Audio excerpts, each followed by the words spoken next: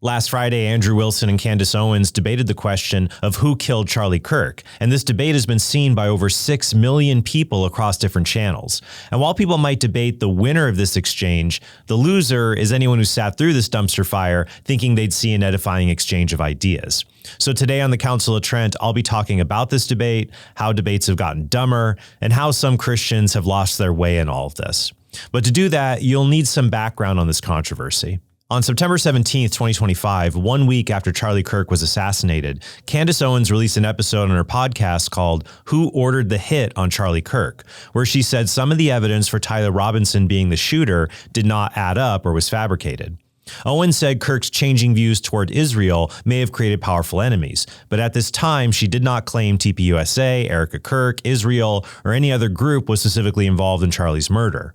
Then on November 17th, Owens cited an anonymous source saying that Egyptian planes were tracking Erica Kirk.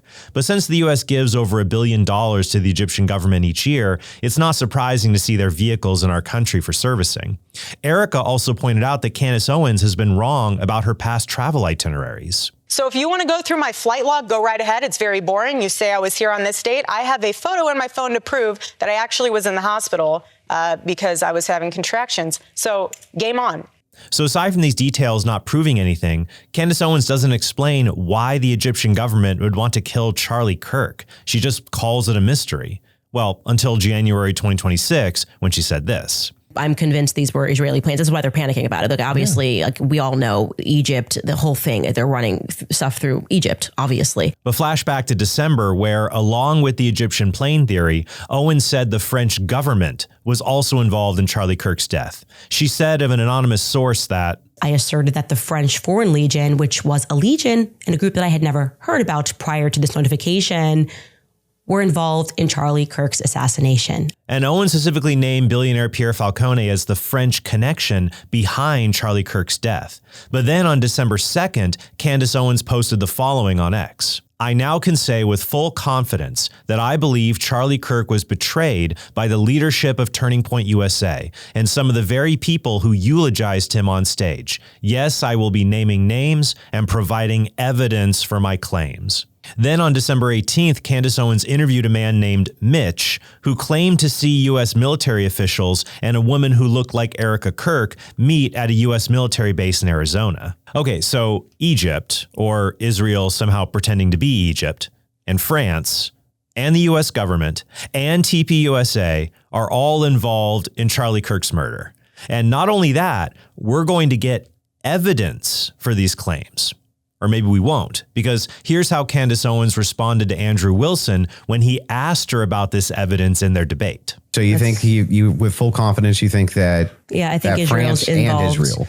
Yeah, I mean, the person that gave me that thing that I reported said that French Foreign Legion were on the ground that day. Mm-hmm. Again, this would be at a professional limitation for me to then go and probe that information that I handed over. I can't do that. I'm not the United States government. But you don't have any positive evidence of that. Okay. Right? Liz, can you just stop? It's actually just like annoying to hear you keep saying positive evidence. I've just asked me what I think, and I just tell you, yes, I think they are involved. That's a claim. No, I said, here's what I think. I have every right to ask you about your claim. Yeah, but and if there's positive evidence for your claim. In this statement, I literally just said, I think, and I am allowed to think. And yeah, you're allowed to think, but you're making a claim. So I'm asking, if you think that Israel and France were involved in the assassination of Charlie Kirk, and you say with full confidence, I'm just asking for the evidence, or at least walk me through the mindset of why it is that you could think that with evidence. I actually don't have to walk you through why I think. I can give you something that I think with full confidence. I think with full confidence that you lost the substance of this debate, and now you're moving toward things that I have said that I think, which I can do. I wouldn't be surprised if Candace Owens' source behind all of this was, I made it up. You see, what Candace Owens does is she throws any fact or theory at the wall like spaghetti to see what will stick. And her audience eats this up while forgetting all her speculations that never went anywhere. And when someone calls out Owens' speculations, she acts like she never made them in the first place. But even though her claims are absurd, Candace Owens has still retained control over what she says. She isn't randomly spouting nonsense. As a result, she is morally culpable for her words because she's smart enough to not make a specific claim, like Erica Kirk murdered Charlie, or Erica Kirk was complicit in Charlie Charlie's murder. If Owens did that, then she could be sued for defamation. Owens basically admits this in her debate with Wilson. I want to just directly ask you is, do you actually believe that anybody in TPUSA or Erica Kirk or Erica actually participated, had foreknowledge of, or facilitated the murder of Charlie Kirk? I'm not going to get myself into a legal pickle here. Everything I've said is on my podcast. I think firmly that if I was the investigating officers, I would seat them all and I would ask questions. I would at this phase. How would it be the case that even if Erica Kirk did believe that Tyler Robinson was 100% responsible for the death of Charlie Kirk, let's say she believed it with every fiber of her being, believed all the evidence, because she did. She just actually did. Would it then follow that somehow she's complicit in his death? I didn't say complicit in death. You added those two words. Okay, so what's she complicit in? Yes, so sowing this narrative that Tyler Robinson is guilty. But in previous episodes of her podcast, Candace Owens walks right up to the line of that accusation and says stuff like this. Straight to jail, straight to jail. For questioning at least Erica Kirk should be dragged into a police precinct for questioning. Like I said, it convinces me that Erica is a psychopath. That's a psychopath. Erica's a psychopath. And I want to say to JD Vance, you better wake up fast, okay? That's a black widow, my friend. So I've kept digging because in every homicide investigation, a potential suspect is the spouse, especially when they have so much to gain, right? If the situations were reversed and there were this many verifiable lies that Charlie told regarding the murder or assassination of his wife, Charlie would be in prison awaiting trial. And I actually agree with that assessment. We are way beyond coincidence. This is now a full-blown conspiracy. I'm at the point right now, I want Erica to just drop a book like, If I Did Do It, you know, like OJ did. If I Did Do It by Erica Kirk. I think that would move more copies than the book about Shabbat. Yeah, calling a woman a black widow and comparing her to O.J. Simpson is not what you say about someone who merely says another person like Tyler Robinson is guilty. It's an indirect way of saying that a specific woman is complicit in murder. What Owens does through hours of programming is to create guilt by association and insinuation. She just throws a bunch of scary sounding facts at the screen, hoping some of them will stick, and that the sheer number of these claims overwhelms those who are trying to process her argument. This allows her to make money off the claim that Erica was involved in Charlie's murder while protecting herself from being sued because she never explicitly makes that claim and only spews a bunch of unrelated facts.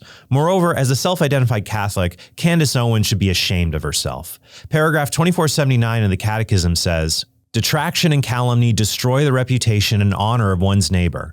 Honor is the social witness given to human dignity, and everyone enjoys a natural right to the honor of his name and reputation and to respect. Thus, detraction and calumny offend against the virtues of justice and charity." And paragraph 2477 says, "Respect for the reputation of persons forbids every attitude and word likely to cause them unjust injury. He becomes guilty of rash judgment who, even tacitly, assumes as true without sufficient foundation the moral fault of a neighbor. Of detraction, who, without objectively valid reason, discloses another's faults and failings to persons who did not know them. Of calumny, who, by remarks contrary to the truth, harms the reputation of others and gives occasion for false judgments concerning them." I'm sure Candace Owens would condemn a hypothetical podcaster for the same reasons listed here in the Catechism, and maybe even take legal action against a hypothetical podcaster who said something like, "I think Candace Owens murdered Charlie Kirk so she could make millions of dollars promoting this conspiracy about him." And I doubt Candace Owens would buy the excuse from this hypothetical podcaster if he were to say, "Well, I'm allowed to think, aren't I?" This is why normal people will find all of this absolutely infuriating. And so I understand why someone like Andrew Wilson would want to debate and expose Candace Owens. But here's the problem. As I noted in my previous episode on how debates became dumb, modern debates are no longer about rigorously presenting evidence for an unbiased audience to consider. Instead, modern debates are just about trying to get a gotcha moment that you can spam all over the internet. Owens herself has done this with one moment from the debate where Andrew did not know the exact nature of the criminal charges against Tyler Robinson. I hate this tactic, and I've seen it in many recent debates. For example, Ethan Muse recently debated Luke Hansen on whether the Book of Mormon has demonic origins, and Muse brought up damning evidences of Joseph Smith's involvement with the occult. But instead of wrestling with all of the evidence in that debate, many Mormons have only clung to one clip where Ethan admitted he had not read the entire Book of Mormon as a way to dismiss all of his arguments. But unless Luke could show there was a part of the Book of Mormon Ethan had not read that invalidated his argument, this fact alone is irrelevant to the strength of Ethan's arguments about Joseph Smith.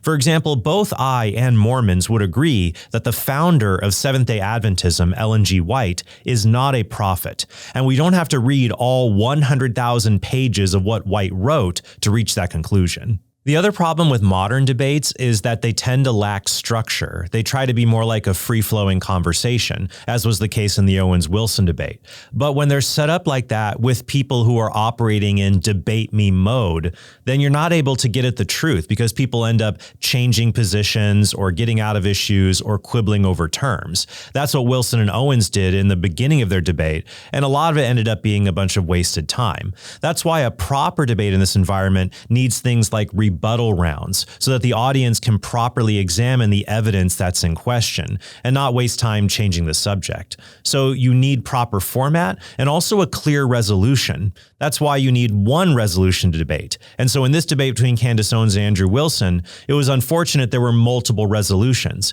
And Wilson took on a heavy burden by saying there is overwhelming evidence Tyler Robinson is guilty because Wilson doesn't have access to all the prosecution's evidence.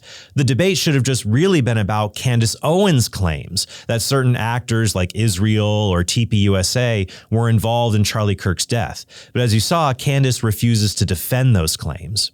Another problem with these kinds of freeform debates as well is that they're just opportunities for grandstanding and trying to win by exuding the most confidence, not the best argument.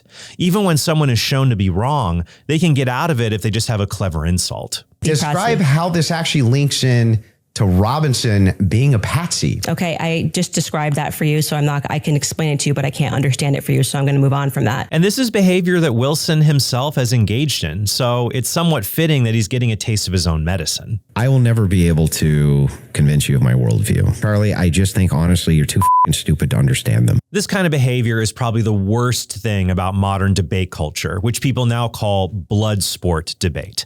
And I hope people will push back on it because it just makes everyone stupider and wastes everybody's time. You can see that in Jay Dyer's recent debate against 5 Protestants, where he resorts to insulting his opponents to score points with the audience. Pope St. Leo said the same thing. He said the same thing. Thank you. So your popes also teach your stupid heresies. So popes contradict. Okay, you believe the same thing because did your patriarchs not sign off on Chalcedon? Did they sign off on Pope St. Leo's tome and his letters? Did they sign off on it? Okay, look. Did it happen outside He doesn't want to respond. Did they sign off on Pope Leo? Did they sign off? I know you got to look to your cholo, bro. But that's all you got, dude. You got to back up some homies. Jay, homies, back me up, bro. Jay, Jay. You're what? He's Asian. So Jay, did they sign off his letters? There's no more homies, bro. Okay. Did they sign off his letters? Did they sign his letters? Patriarch Anatolia said the full force of confirming the acts were according to Pope St. Leo the Great. I could see why he retired and came back after 6 days. All I got is a bunch of low levels. I find that when people get aggressive and snarky in debates, as Candace Owens did in her debate with Wilson, it's because they realize they're in a bind and they want to distract the audience. In my dialogue with Kelly Powers recently, you could see him become increasingly belligerent the more my questions forced him into uncomfortable positions. And I do think also that Andrew was underprepared for this debate, and he chose not to use his more aggressive debate tactics to compensate for that. But it's also a difficult situation in general because Owens has been pushing this conspiracy theory for over a year, and Wilson didn't have a lot of time to prepare. And given that there are so many "what about this" or "isn't this weird" non-facts that a person can throw into a debate, it makes debating issues like this a non-starter. This is why in my previous episode on debates, I said I will not debate fringe positions like flat earth theory or moon landing denial. That's because to do that, you have to spend months researching nonsense arguments. And even if you know how to answer all of them, in the actual debate, your opponent can just throw out a few dozen explain this challenges. And if you fail to address even a single one of them, he'll say that he won. Now, debates are great for engaging value questions or for helping people investigate the big questions of life, but they aren't good at proving particular cases that involve many pieces of evidence that need to be examined. This is why legal trials aren't decided by which lawyer gave the most based speech in court. They're decided by a long deliberation over all of the available evidence. So trying to replicate that in a few hours on a podcast is a waste of time. And along with wasting your time, agreeing to debate a fringe topic gives that topic legitimacy it doesn't deserve, and it gives its advocates the attention they desperately crave. That's why I believe Candace Owens won this debate, even if she lost the argument. Several people online have run the debate through AI models, and nearly all of them say Andrew Wilson had the better arguments. But Candace Owens now has more legitimacy with her base. She may have added a few converts to her camp, and she is allegedly $300,000 richer after Andrew Wilson apparently paid her that amount to agree to the debate. But even if Andrew also won, as moderator Patrick Bet-David claims, the real loser in all of this is Erica Kirk. She is still mourning the death of her husband and has to put up with millions of people treating her like a villain, some of whom are so unhinged they might kill her and make her children orphans. This is why I cannot understand how a Christian could support Candace Owens by regularly watching her show. Doing that gives Owens ad revenue that allows her to engage in sins like rash judgment. In addition, Owens is causing millions of people to imitate her vibes-based epistemology, where they think they can just know what's true based on hunches rather than evidence. It's why one of Owens' catchphrases is, "We don't know, but we know." Something's not right. I know it's not right, okay? We don't know, but we know. You know? We don't know, but we know. And soon, we're going to know. And that's all I'm going to say about that. But if Candace Owens were correct, then why isn't Tyler Robinson's defense team using her arguments? Instead, they admit their client killed Charlie Kirk, and they're trying to spare him the death penalty by arguing that he did not try to hurt anyone else. If things like the text messages where Robinson basically confesses were fake, as Owens alleges, then why wouldn't Robinson's defense team show that they're fake by introducing Robinson's actual phone records? This is like how moon landing conspiracies make no sense because the Soviet Union had every motivation and ability to disprove the moon landing if it didn't actually happen. And if Robinson's defense team is not using Candace's brilliant arguments because they're also part of the conspiracy for reasons, then why doesn't Candace Owens use the enormous amount of money she's made pushing this conspiracy to fund her own legal dream team to exonerate Robinson and bring the true perpetrators to justice? The answer is because she has no evidence that would survive in a court of law, only wild claims from anonymous sources. And as I noted in a previous episode linked below, this disregard for evidence and critical thinking has led Candace Owens to say absolutely insane stuff, like that she can't be confident if the earth is round, or her claim that dinosaurs are fake and gay. I'm not a flat earther. I'm not a round earther. Actually, what I am somebody who has left the cult of science. You don't believe dinosaurs are real. So this is a funny one. So this is one of the ones where I'm like, gut. I'm not kidding. This conversation happened and it was so funny. I was just walking with Savannah, my manager, because we do like these little evening walks. And I just looked up to her and I was like, dinosaurs, that seems pretty fake and gay. She's like, Savannah's from Tennessee. She's like, I've never believed in dinosaurs. Like literally everyone thinks there's like some conspiracy behind it. I was like, that was how it started. And I was like, what on earth? I'm like, it's funny because people will literally say they don't believe in God, but then tell them like dinosaurs aren't real and they fall apart. Like, I'm like, okay, so they're just roaming the planet. As Christians, we are called to be witnesses to the truth.